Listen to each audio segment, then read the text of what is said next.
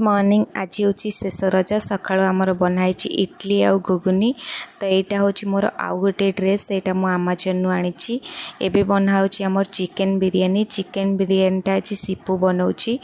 तो ये शोचती आम सब छुआ मोड़ा मोड़ी करम झी ये कंढे सहित खेलुची आ हसुची।